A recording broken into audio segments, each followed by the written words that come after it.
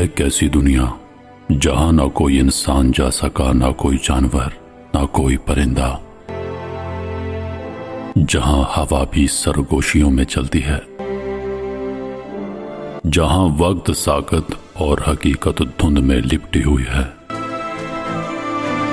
یہ ہے کوہ قاف، ایک پہاڑ نہیں بلکہ رازوں کا دروازہ۔ صدیوں سے انسان اس کے بارے میں سنتا آیا ہے، مگر کوئی اسے چھو نہ سکا۔ کہا جاتا ہے یہاں بستے ہیں وہ جنہیں ہم افسانہ سمجھ بیٹھے، جنات، دیو، پریاں اور وہ مخلوقات جن کا ذکر صرف قدیم کتابوں میں ملتا ہے۔ کیا یہ مقام صرف تخیل ہے یا واقعی کوہ قاف میں چھپی ہے وہ دنیا جہاں قدرت نے اپنے سب سے بڑے راز دفن کر رکھے ہیں؟ آج ہم چلیں گے اس سفر پر جہاں حقیقت افسانہ بن جاتی ہے اور افسانہ حقیقت کا روپ دھار لیتا ہے۔ تیار ہو جائیے، کیونکہ آپ داخل ہونے والے ہیں ایک ایسی سرزمین میں جہاں انسان کی رسائی ممکن نہیں۔ یہ ہے کوہ قاف کا پراسرار جہاں۔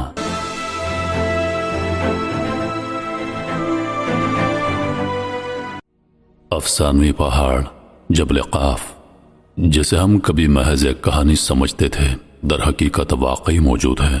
آپ حیران رہ جائیں گے جب آپ نبی کریم صلی اللہ علیہ وآلہ وسلم کی حدیث سنیں گے۔ جب ذوالقرنین جبل قاف تک پہنچے تو وہ یہ دیکھ کر حیران رہ گئے کہ یہ خالص سب سے قیمتی پتھر سے بنا ہوا ہے۔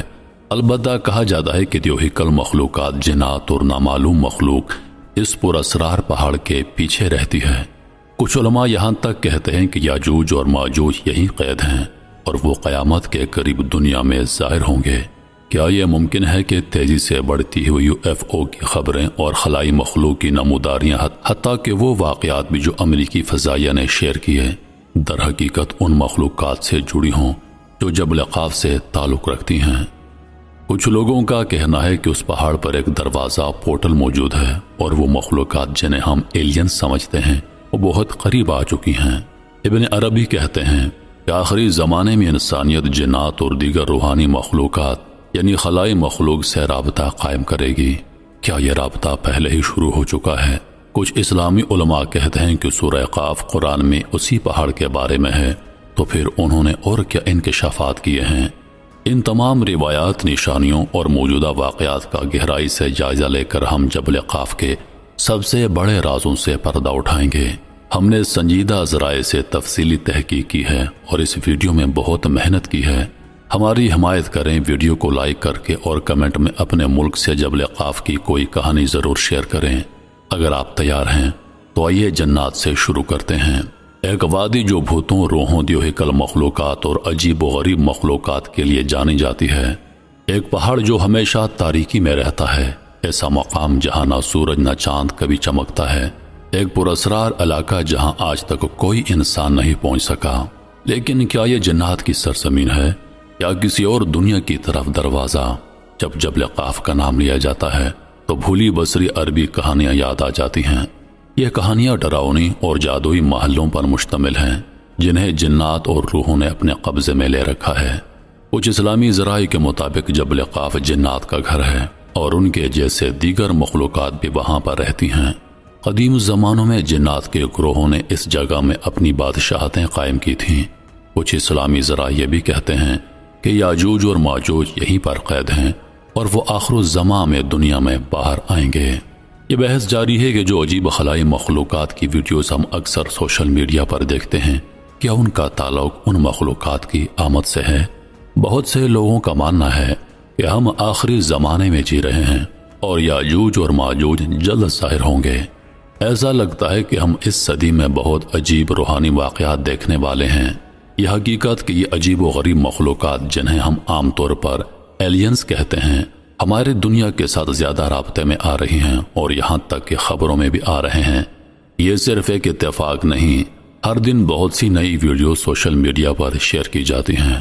امریکی فضائیہ اور مغربی فوجی انٹیلیجنس ایجنسیاں ان دعووں کی قیادت کر رہے ہیں۔ اسلامی ذرائع میں جنات اور خلائی مخلوقات ایلینز کو عام طور پر الگ مخلوقات کے طور پر دیکھا جاتا ہے۔ البتہ کچھ اسلامی علماء اور محققین یہ تجویز کرتے ہیں کہ جو نامعلوم پرواز کرنے والی اشیاء UFOs اور خلائی مخلوقات کے واقعات آج رپورٹ ہو رہے ہیں وہ دراصل جنات کا کام ہو سکتے ہیں۔ مثال کے طور پر علی رضا دمرکان تجویز کرتے ہیں UFOs وہ ٹیکنالوجیز ہو سکتی ہے جو جنات نے بنائی ہو۔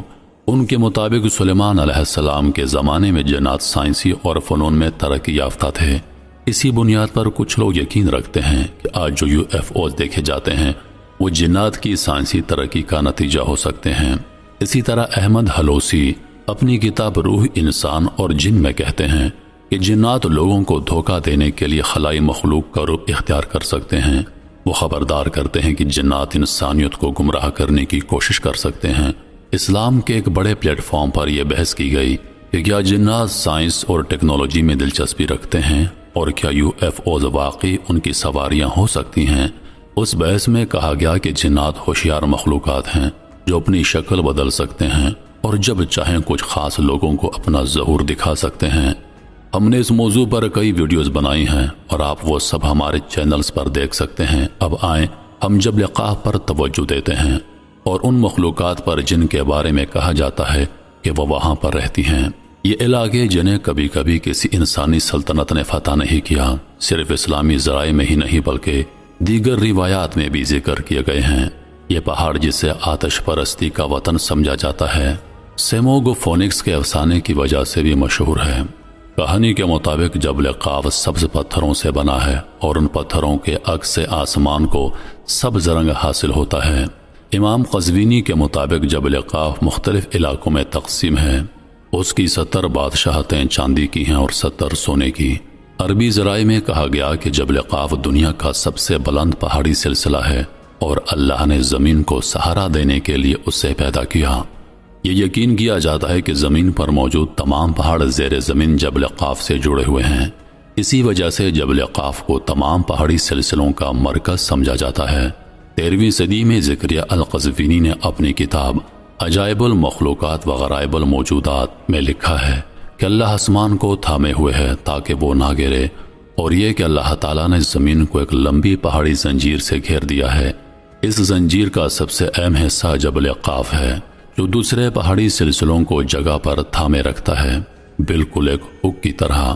اسی طرح مشہور صوفی رومی نے بھی اپنی تحریروں میں جبل قاف کا ذکر کیا ہے۔ وہ بیان کرتے ہیں کہ طاقتور بادشاہ ذوالقرنین زندگی کے پانی کی تلاش میں مشرق کی طرف روانہ ہوئے۔ اس سفر کے دوران وہ جبل قاف تک پہنچے اور وہاں انہوں نے فرشتہ اسرافیل کو دیکھا جو قیامت کے دن سور پھونکنے کے لیے منتظر کھڑا تھا۔ جبل قاف کے متعلق سب سے حیران کن کہانیوں میں سے ایک حدیث تاریخ طبری کی پہلی جلد کے صفحہ 38 پر موجود ہے۔ یہ حدیث ان عجیب المخلوقات کا ذکر کرتی ہے جو جبل قاف پر رہتی ہیں۔ یہ حدیث آپ کو اس پر اسرار پہاڑ کے بارے میں مزید متجسس بنا دے گی۔ کچھ محققین اس حدیث سے متاثر ہو کر اس مقام کے بارے میں سوالات اٹھاتے ہیں اور مختلف نظریات پیش کرتے ہیں۔ کیا یہ پہاڑ قطب جنوبی انٹارکٹیکا کے پار کسی طاقتور قوت کے ذریعے چھپایا گیا ہے؟ کیا یہ خلا میں کہیں واقع ہے؟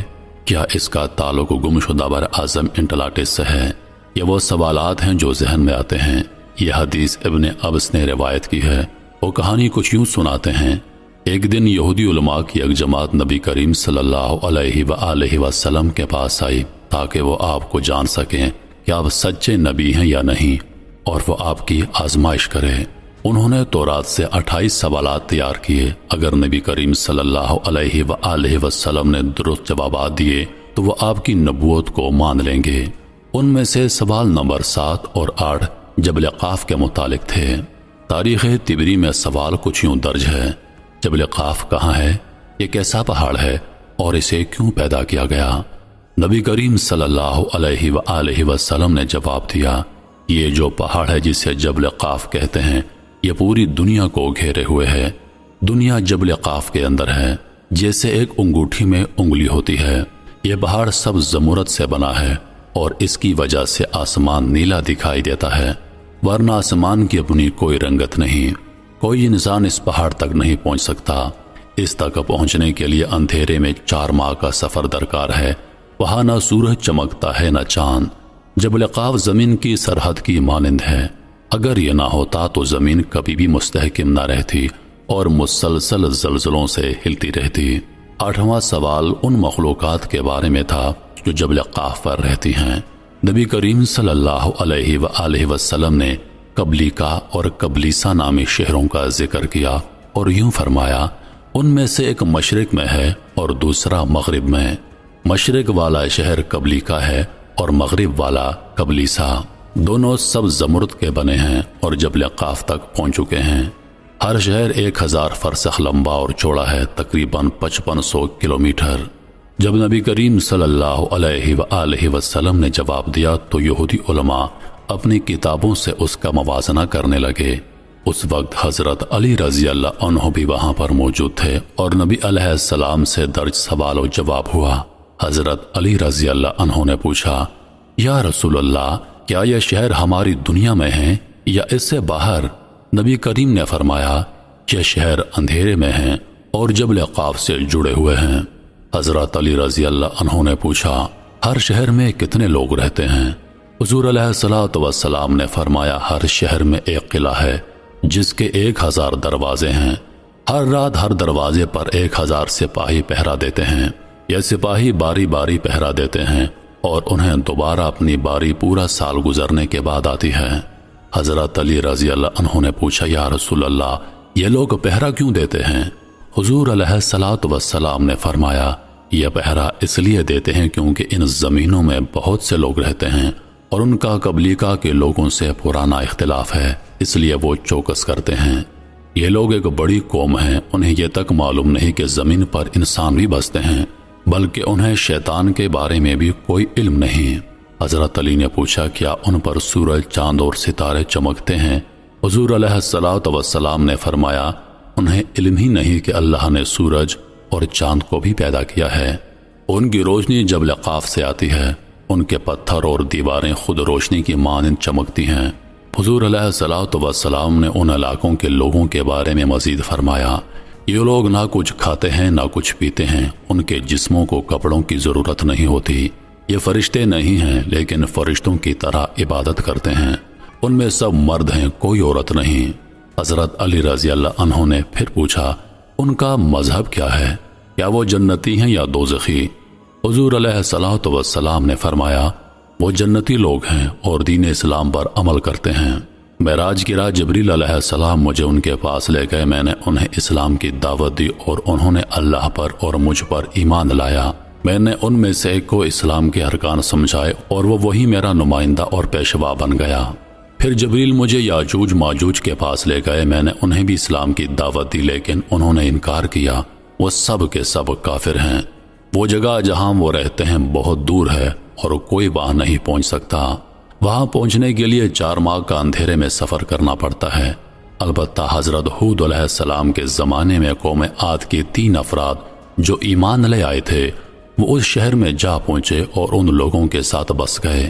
جب یہودی علماء نے نبی کریم صلی اللہ علیہ وآلہ وسلم کی باتیں سنی اور دیکھا کہ سب کچھ ان کی کتابوں سے مطابقت رکھتا ہے تو وہ بہت حیران ہوئے۔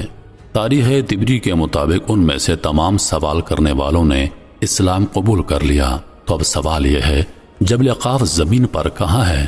تمام مباحثوں کے باوجود کیا جبل قاف واقعی اس دنیا میں موجود ہے؟ یہ ایک بحث طلب موضوع ہے۔ اس کی وجہ یہ ہے کہ جب حضرت علی رضی اللہ عنہ نے پوچھا کہ کیا یہ جگہ ہماری دنیا میں ہے یا کہیں اور، تو حضور نے جواب دیا، یہ ایک ایسی جگہ ہے جہاں سورج اور چاند موجود نہیں اور وہاں پہنچنے کے لیے اندھیرے میں 4 ماہ کا سفر ہے۔ جبل قاف پر آج بھی بحث اس حدیث کی وجہ سے ہے جو تاریخ طبری میں درج ہے۔ اس پہاڑ کے ممکنہ مقام پر بہت سی مختلف آراء پائی جاتی ہیں۔ کچھ کا خیال ہے کہ جہاں 4 ماہ تک سورج اور چاند نہ ہوں وہ جگہ زمین پر نہیں بلکہ خلا میں ہو سکتی ہے۔ دوسروں کا ماننا ہے کہ وہ جگہ انٹارکٹیکا ہو سکتی ہے جہاں سال کا آدھا حصہ اندھیرے میں گزرتا ہے۔ کچھ کا کہنا ہے کہ جبل قاف ایک مادی دنیا میں ہے مگر انسانی آنکھ سے چھپی ہوئی ہے۔ کچھ کہتے ہیں کہ یہ کبھی گمشدہ بحر اعظم انٹلارٹس میں تھا۔ دلچسپ بات یہ ہے کہ جبل قاف پیری ریس کے نقشے پر بھی نظر آتا ہے جس میں ایک پہاڑی سلسلہ دکھایا گیا ہے جو انٹارکٹیکا سے جڑا ہوا ہے۔ کئی لوگ سمجھتے ہیں کہ جبل کاف اور اس کے گرد علاقے انٹارکٹیکا سے کہیں آگے تک پھیلے ہوئے ہیں اور ایک وسیع رقبہ گھیرے ہوئے ہیں، تاہم کچھ لوگوں کا ماننا ہے کہ یہ تمام معلومات انسانیت سے چھپائی جا رہی ہیں۔ جبل کاف کے بارے میں سب سے دلچسپ دعووں میں سے ایک ایڈمرل برڈ سے جڑا ہوا ہے، جو ایک امریکی نیوی کے افسر تھے۔ ان کی ڈائری کے مطابق انٹارکٹیکا پر ایک فلائٹ کے دوران انہوں نے ایک غیر معمولی واقعہ دیکھا۔ انہوں نے ایک ایسا علاقہ دریافت کیا جہاں زمین کا منظر اور جانور کبھی دیکھے نہیں گئے تھے۔ انہوں نے ایک مختلف نسل کی مخلوق بھی دیکھی اور ان سے رابطہ بھی کیا۔ جبل کاف کہاں پر موجود ہے یہ کوئی نہیں جان سکا۔ امید کرتا ہوں کہ ویڈیو آپ دوستوں کو پسند آئی ہوگی۔ مزید ایسی ویڈیوز کے لیے ہمارے چینل کو سبسکرائب کریں اور ساتھ میں موجود گھنٹی کے بٹن کو ضرور دبائیں تاکہ ہماری ہر نئی آنے والی ویڈیو سب سے پہلے آپ تک پہنچے۔